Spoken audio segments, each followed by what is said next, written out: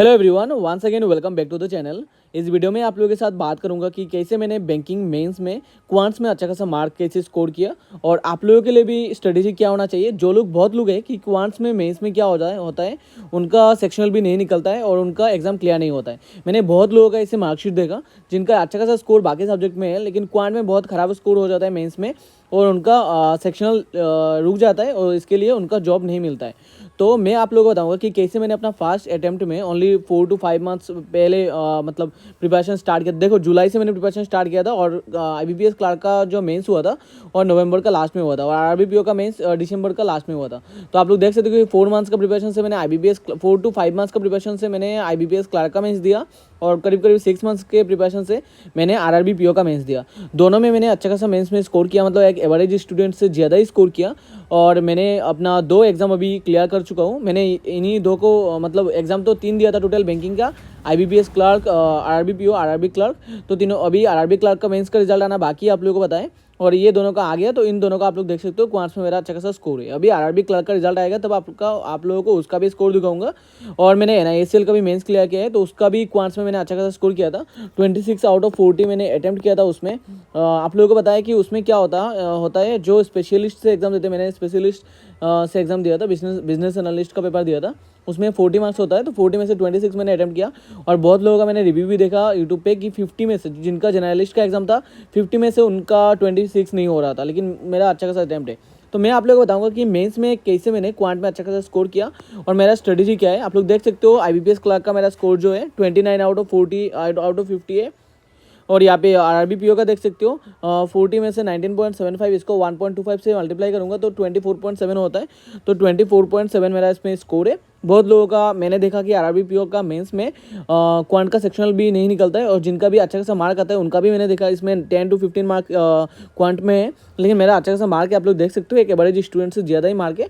तो इसका पूरा स्ट्रेटेजी देखो यहाँ पे मैंने नोट डाउन किया और इसमें सब कुछ आप लोगों को बताऊँगा कि मैंने क्या क्या किया और टॉपिक वाइज मैं आप लोगों को बताऊँगा कि आप लोगों का स्ट्रेटेजी क्या रहना चाहिए। तो वीडियो को लास्ट तक देखना। सबसे पहले बात करूँगा, देखो कि मेरा अप्रोच क्या था एंड रिसोर्सेज मैंने कौन सा फॉलो किया था, विच टॉपिक्स आर मोस्ट इंपॉर्टेंट और मोर मार्क्स कैसे लेना है कम टाइम में। अगर आप लोगों के पास ज़्यादा टाइम नहीं है प्रिपरेशन का तो कम टाइम में आप लोगों को ज़्यादा मार्क्स कैसे मेंस में क्वांट्स में लाना है। सबसे पहले देखो इंपॉर्टेंट जो सिलेबस है, शायद इससे 1-2 टॉपिक ज़्यादा हो सकता है, लेकिन मैंने जो मेन इंपॉर्टेंट टॉपिक है उनको मैंने यहाँ पे नोट डाउन किया। Data interpretation is most important, then number series, then speed maths, then quadratic equation, then arithmetic. ये टॉपिक्स मेनली आता है और बाकी 1-2 टॉपिक एक्स्ट्रा हो सकते हैं, उनके बारे में अभी बात नहीं करूंगा। ये टॉपिक मेनली होता है, ठीक है। अभी देखो टॉपिक वाइज आप लोगों को स्ट्रेटेजी बताऊंगा। सबसे पहले डाटा इंटरप्रिटेशन की बात करते हैं, तो ये बहुत इंपॉर्टेंट है। डाटा इंटरप्रिटेशन में आप लोग अच्छा खासा मार्क ला सकते हो अगर आप लोगों को स्ट्रेटेजी पता होगा और आप लोगों को ट्रिक्स पता होगा। अभी देखो डाटा इंटरप्रिटेशन की क्या करना है, आप लोगों को सबसे पहले हाई लेवल जो DI होता है उसको प्रैक्टिस करना है। प्रैक्टिस कहाँ से कर सकते हो आप लोग, मॉक टेस्ट या फिर गाइडली का अगर PDF बंडल बाई कर रहे हो तो उससे भी कर सकते हो।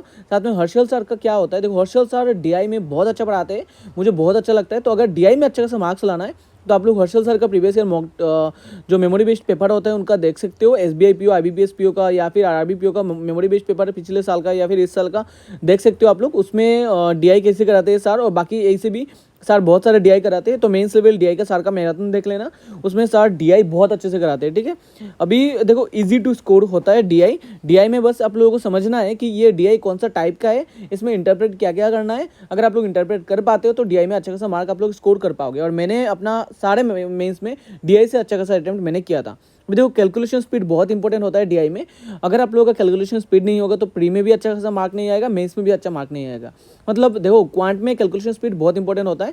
अगर आप लोग नंबर से सॉल्व करो या फिर स्पीड में या फिर DI, तीनों में से कोई भी सॉल्व करो, स्पीड में बहुत इंपॉर्टेंट होता है। तो स्पीड में मतलब स्पीड बहुत इंपॉर्टेंट होता है, कैलकुलेशन स्पीड।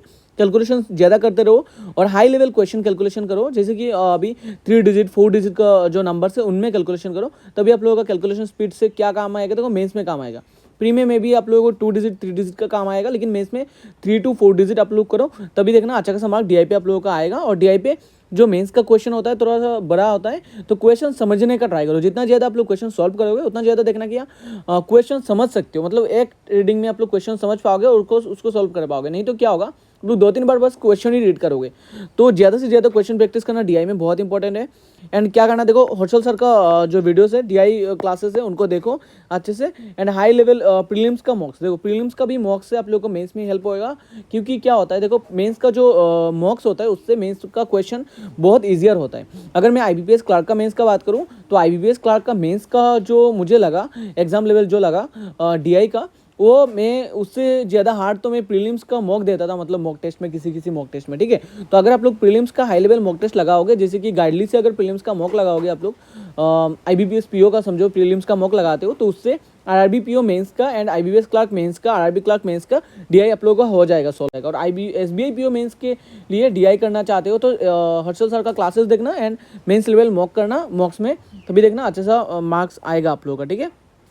एंड अभी number series and speed math का बात करते हैं। देखो जितने भी टाइप का नंबर सीरीज है, जैसे कि स्क्वायर बेस्ड है, इसके बाद प्राइम नंबर है, इसके बाद प्राइम नंबर का स्क्वायर का डिफरेंस है, देन यहाँ पे मल्टीप्लाई, किसी में मल्टीप्लाई होता है जैसे कि इंटू टू ऐसे मल्टीप्लाई होता है, किसी में इंटू 2 इंटू 4 ऐसे करके मल्टीप्लाई होता है, किसी में डबल करके प्लस होता है। ऐसे बहुत टाइप का नंबर सीरीज है। तो सभी टाइप का नंबर सीरीज आप लोगों को सबसे पहले प्रैक्टिस कर लेना है। और जितना ज़्यादा मार्क्स दोगे आप लोग नंबर सीरीज का, उतना ज़्यादा ओएस मतलब उतना ज़्यादा टाइप्स आप लोग के साथ सामने आएगा और आप लोग देख सकते हो। सबसे पहले देखो क्या करना है, प्री एंड मेंस दोनों का एक साथ आप लोग इसका कर सकते हो नंबर सीरीज का। लेकिन याद रखना मेंस में क्या होता है, कैलकुलेशन जो होता है वो बड़े नंबर का होता है, जैसे 3 to 4 डिजिट नंबर का कैलकुलेशन होता है। और लेकिन जो स्ट्रेटेजी होता है नंबर सीरीज का, जो टाइप होता है टाइप सेम ही होता है।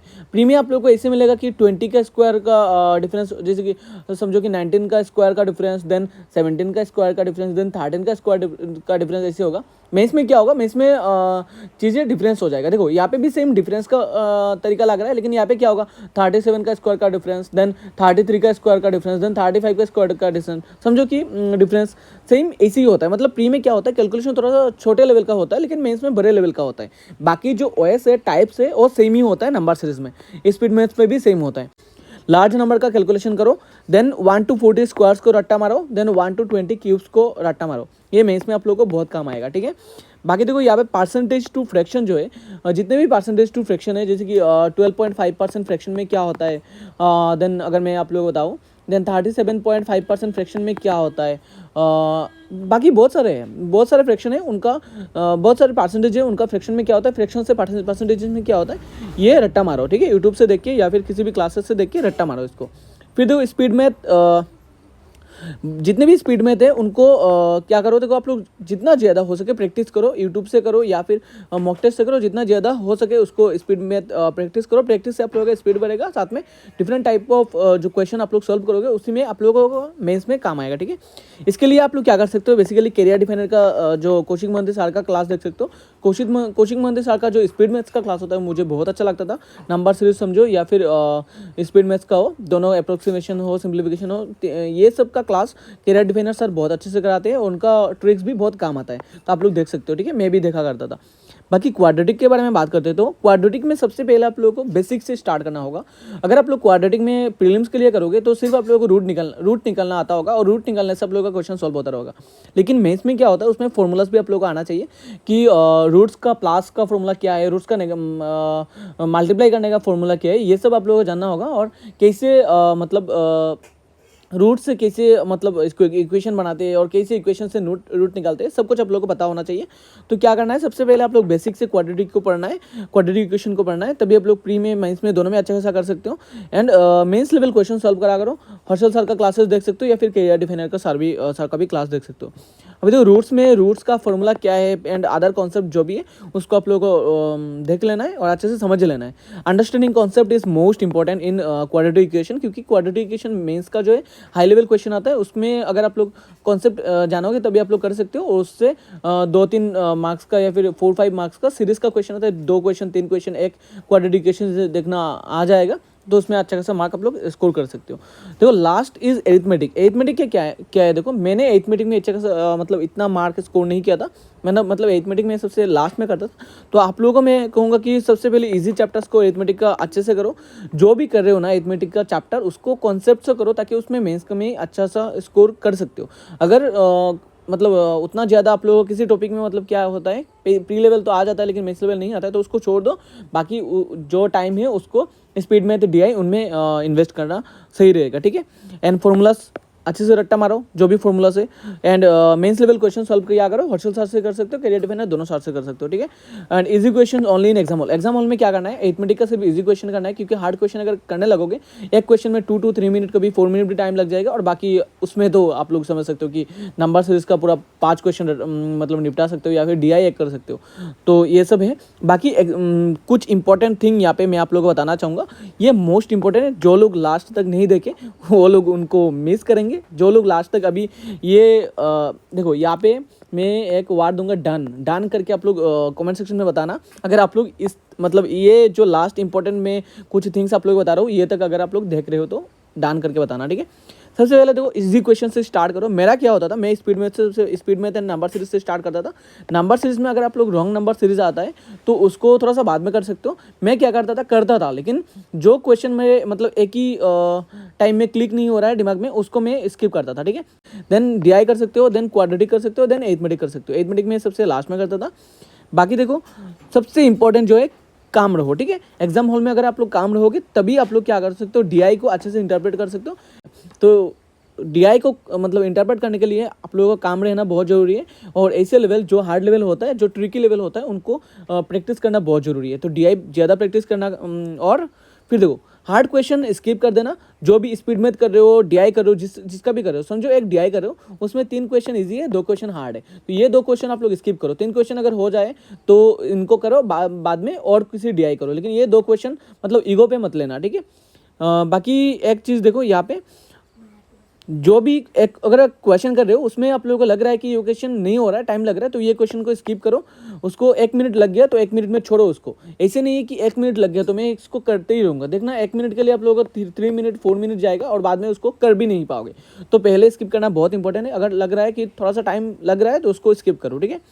एंड रॉन्ग नंबर सीरीज अगर आप लोगों को कंफर्टेबल नहीं लगता है तो इसको पहले स्किप करना, बाद में कर सकते हो। 1-2 क्वेश्चन जो भी आप लोगों को एक साथ मतलब एक ही मिनट में क्लिक हो जाए, या फिर पहली बार क्लिक हो जाए, इसको पहले करो, नहीं तो स्किप कर सकते हो, ठीक है। पूरा रॉन्ग नंबर सीरीज को स्किप मत करना। 2-3 क्वेश्चन इजी रहेगा। अगर 5 क्वेश्चन आएगा, 3 से 4 क्वेश्चन इजी रहेगा, तो आप लोग देखो इसको कि कौन सा क्वेश्चन मतलब क्लिक हो रहा है, उसको करो। देन क्या है, लास्ट देखो, जो हार्ड लेवल अरिथमेटिक है उसको कभी भी पहले आप लोग मतलब क्लिक नहीं, मतलब उसको सॉल्व नहीं करो। मैं इसे करता था कि अरिथमेटिक पहले करता ही नहीं था। बाद में अगर 1-2 क्वेश्चन, जो अरिथमेटिक का चैप्टर मेरा स्ट्रॉन्ग था और जिसमें मुझे आता था और लगा था कि ये क्वेश्चन सॉल्व हो जाएगा, इसको मैं करता था, बाकी क्वेश्चन को मैंने स्किप करता था। तो आप लोग भी इसे कर सकते हो। जो अरिथमेटिक का टॉपिक आप लोगों से अच्छा खासा आता है और क्वेश्चन आप लोगों को देख रहे हो कि ये क्वेश्चन आ रहा है मुझे, तो ये करो, नहीं तो इसको स्किप करो। बाकी best of luck for your mains. जब भी आप लोग मेंस दोगे अच्छे से देना, और मिलते हैं नेक्स्ट वीडियो में।